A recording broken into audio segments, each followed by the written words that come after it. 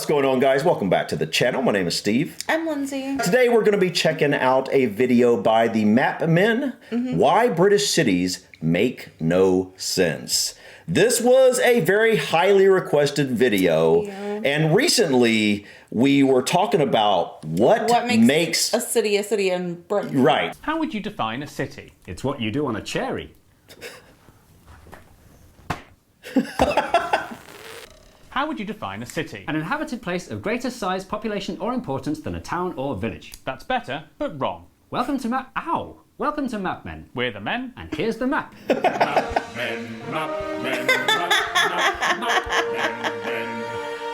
my In goodness. the majority of the world where it's not Britain, the definition of city is reasonably reasonable.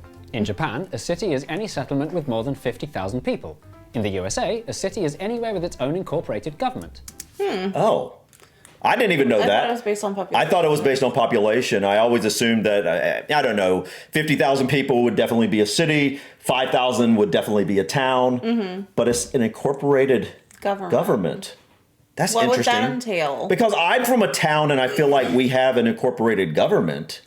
So that's something I'm going to want to look into deeper what that about. means? Yeah, what that means here. So, But Britain, as per usual, has its own special way of doing things.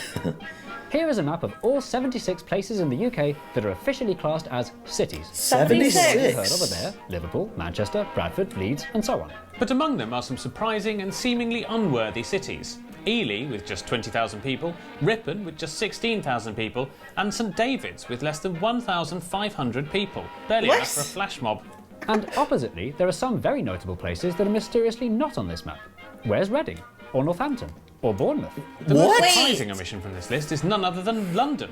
Britain's capital city is technically not a city. Although confusingly, What? Greater London contains within it the City of Westminster and the tiny, confusingly named City of London, which is... okay, yeah, like I know there is the difference there of the City of London and then there's London. You don't know anything about that. I remember looking into that a little bit long time ago. But yes, like we'll have to look into that. But like when you say City of London, you're probably always thinking it's just London, the big greater city. area of London. Yeah, 8 million some people, almost 9 million people, right? No, that's just London. And this little tiny area in the middle is the City of London. And it has so That's bizarre. that's something we should look into. City of Westminster. Let's just Already a little bit confused going on. So which is not the same as London. So what's going on? If British cityness is clearly nothing to do with size, then what is the criteria? What makes a British city a city? I think I know this one. I think you don't. It's something to do with cheese. Let's deal with some common misconceptions. Cathedral. Contrary to that popular was your- rumors, city status in the UK has nothing to do with having a cathedral. okay, There well, are 12 cities without a cathedral of any kind. And 32 non-cities with a cathedral of any kind. Yay. okay. University. Another common assumption is that you can't spell university without city. But just as with cathedrals, there are multiple examples proving that this is not the case, including 17 UK cities that do not have universities. Can you name 3? Hard Knocks Cooper Jones. Ripon, Wakefield and St Asaph. Correct, and for a bonus, can you also name 3 non-cities that do have universities? Northampton, Reading and Ipswich. And that's our bonus word of the day! And it's where you'll be spending an all-expenses-paid weekend trip to Ipswich with your mother. Brought to you by the town of Ipswich. In an admittedly nowhere near as common as the other two, but we're going to deal with it anyway, misconception, just because you're at Mare doesn't mean the thing you're at Mare of is a city. For 2 examples, Ramji Chauhan is the old-timey ceremonial red robe and gold chain Lord Mayor of Harrow, which is a dull suburban borough, not a city, and Oliver borough? Pollard is the democratically elected Metro Mayor of South Yorkshire, a massive political region comprising mostly countryside, which is even more not a city. Wait, a mayor of a countryside location? Okay, I'm so confused. So there's a borough. I've heard of borough, but I've never really looked into what a borough actually is. I mean, a lot of towns in the U.S. have borough in the name. Hillsborough. Yeah, Hillsborough for one, Goldsboro. A lot. Yeah, a lot. I'm not going to name them all, but we don't generally. I don't I feel know like of a there's place. some meaning there, though. Right. Like, what does it mean? I don't ever know of an actual place that we wouldn't call either a town or city. I mean, I guess some place would be considered a village, maybe. But outside of that, we don't have any other specific names for locations, like borough, for example. The term mayor in Britain is almost as confusing, useless, and Person in vague charge as of a city or itself. town or borough So or then, region. what is the answer? What decides whether a place makes the official British list of cities? The surprisingly simple answer is the king. In a tradition going back to the 10th century, city status in Britain is granted by personal command of the sovereign and conferred by letters patent. Do you know what that means? I do. Not. The long version is this, and the short version is every city on the official list has been put there by the monarch. It's as simple as that. On the list, city. Wow. Not a city. But why? So like, why is- then do Yeah. so many people think it's about cathedrals? Because it used to be. In the olden days, all settlements by today's standards Okay. were rather small. With Britain's population being overwhelmingly rural, cities weren't considered important if they were big, but if they were powerful. Back then, power came from the church. Big cathedrals such as Wells, Ely and St Albans, which oversaw large chunks of the surrounding countryside, made the settlements they were in important settlements. And so Okay. the then monarch awarded these places city status, which they retain to this day. But what about all those cities with city status that don't have cathedrals? When did the monarch start awarding city status to them, and why? In the 19th century, and because... The arrival of the Industrial Revolution caused some towns to turn into manufacturing powerhouses and go through smoky growth spurts.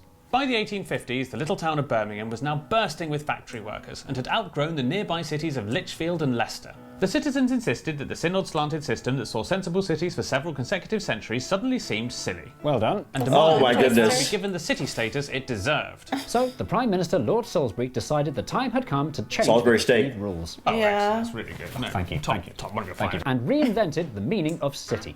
Incidentally, that's the same Lord Salisbury who, at the same time, reinvented the meaning of the word county.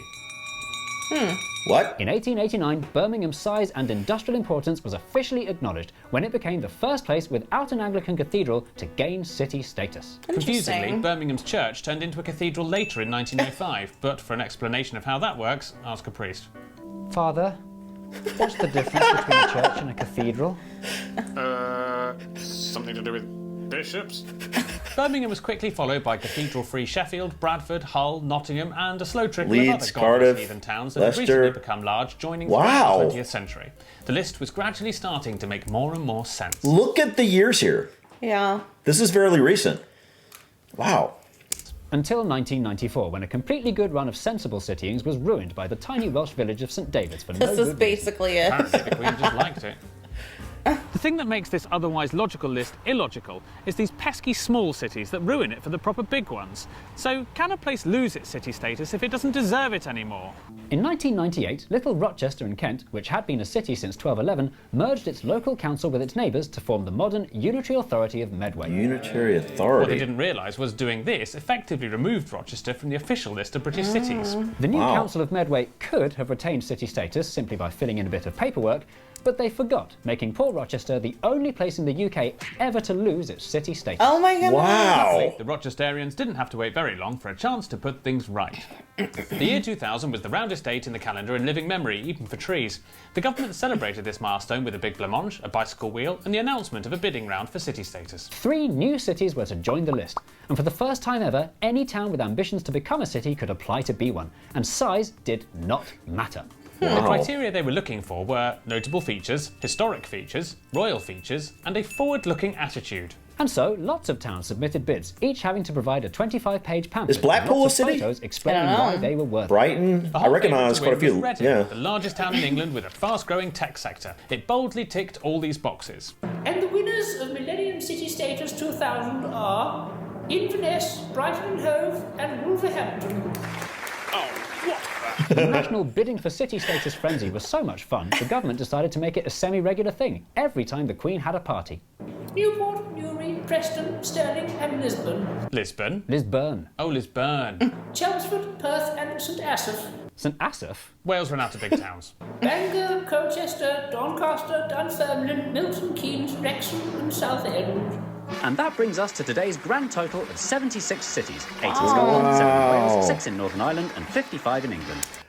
Okay, so This is crazy. Like, realizing how many of these were named cities in the very recent past. yeah. Like, so many were in like the last 100 years.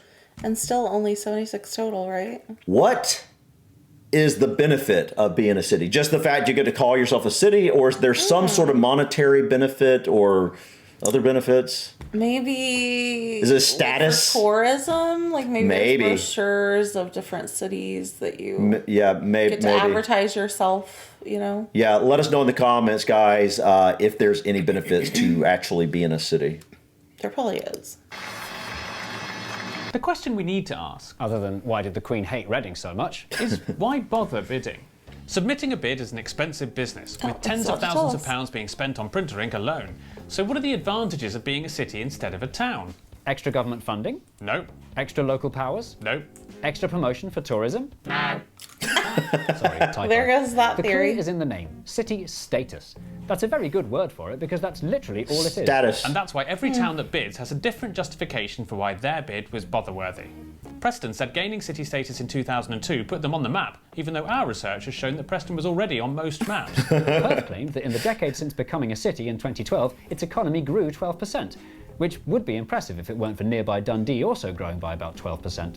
Towns don't even need to win to benefit from bidding. The parish council of Marazion in Cornwall submitted a no-hoper underdog bid without their bosses in Cornwall ever knowing about it. They were quickly disqualified, and not before the subsequent publicity resulted in a mini boost in tourism.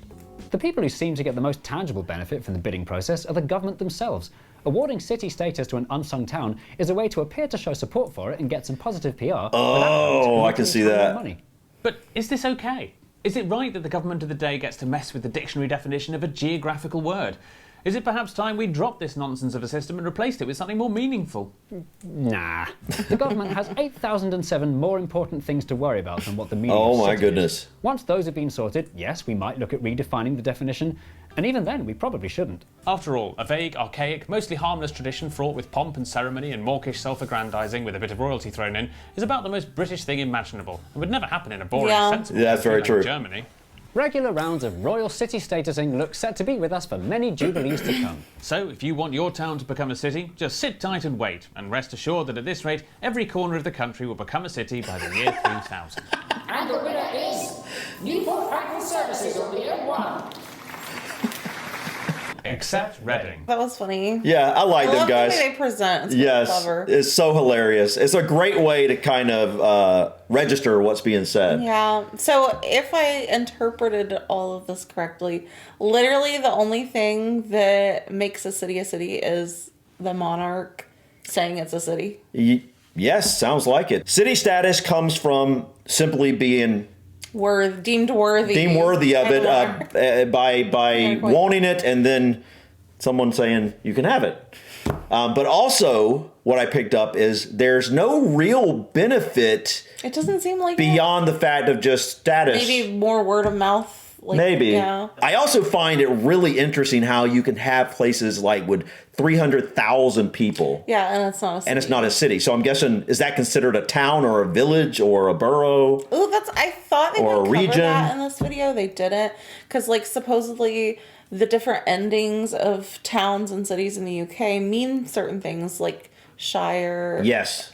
Shire, whatever you Yeah. want to say. Anyways, guys, let us know in the comments what we should check out next in terms of this topic or anything remotely like this, whether it's learning about what makes the ending of a town name so important. I think that would be really fascinating. Mm-hmm. You know, why is something called a town? Why is something called a region? Why is something called a borough? And did that cross over to here in the US when we have, for example, the name Goldsboro? Why is the borough on the end of that name compared to other places being named, I don't know, Salem or, you know what I'm saying? Yeah. Like, what's so special and what are the reasons for the ending of so many towns and city names?